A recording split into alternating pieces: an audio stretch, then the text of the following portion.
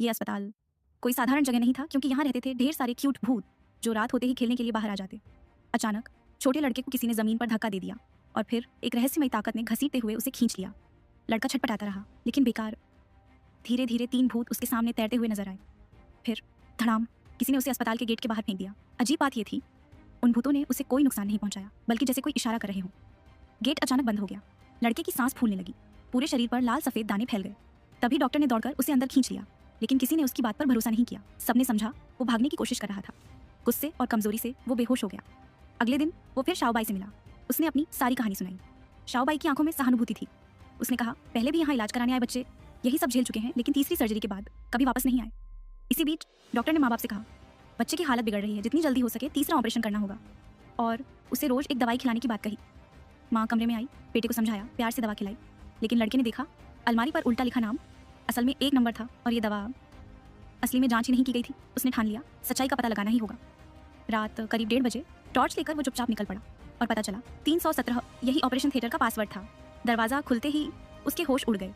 उससे पहले के तीनों बच्चे तीसरे ऑपरेशन में मारे जा चुके थे, और जिन भूतों को वो देख रहा था वो वही बच्चे थे। असल में ये भ्रम नहीं, उन बच्चों की आत्माओं का संदेश था। वो तुरंत भागा और पापा को सब बताया, लेकिन पापा अजीब तरह से चुप और ठंडे रहे। जैसे ही लड़के ने नजर हटाई, पापा ने उसे एक इंजेक्शन लगा दिया। डॉक्टर और बाकी सब आ गए। जबरदस्ती उसे खींचते हुए ऑपरेशन थिएटर ले जाने लगे। लड़के ने दांतों से बचाव किया और किसी तरह भाग निकला। वो फाइल लेने दौड़ा ताकि माँ बाप को सच दिखा सके, लेकिन फाइल गायब थी। अब उसे किसी पर भरोसा नहीं रहा। वो दौड़ता हुआ एक कमरे में घुसा जो असल में डॉक्टर का रूम था, और वहाँ उसने एक बड़ा सच दिखा। यहाँ डॉक्टर नहीं, बल्कि नन साध्वियाँ थी। एक माँ मच्छर, मदर सुपीरियर जैसी दिखने वाली नन की अगुवाई में वो नीचे एक तहखाने में पहुंचा, जहाँ एक अजीब सा वेदी ऑल्टर बना था। लेकिन इससे पहले कि वो कुछ समझ पाता, डॉक्टरों ने उसे वहीं बंद कर दिया।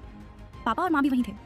लड़के की चीखों का उन पर कोई असर नहीं हुआ। दोनों बाहर चले गए। बीमारी के लक्षण लौट आए और धीरे धीरे उसकी आंखें बंद होने लगी।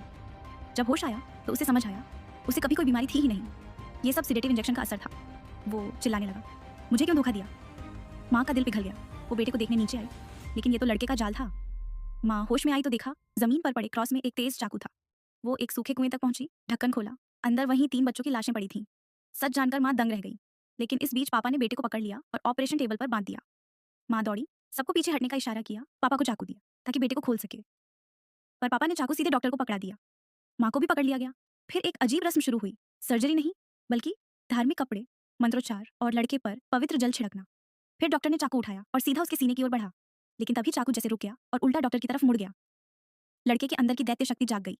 उसने बंधन तोड़ दिए, आंखें लाल हो गईं और एक गरज जिससे सबकी जान पर बनाई। डॉक्टर और नर्स भाग खड़े हुए। लड़के ने उंगली उठाई और सबको आदेश दिया कि वहीं खड़े रहें। अब वो काबू से बाहर था। उसने माँ से पूछा,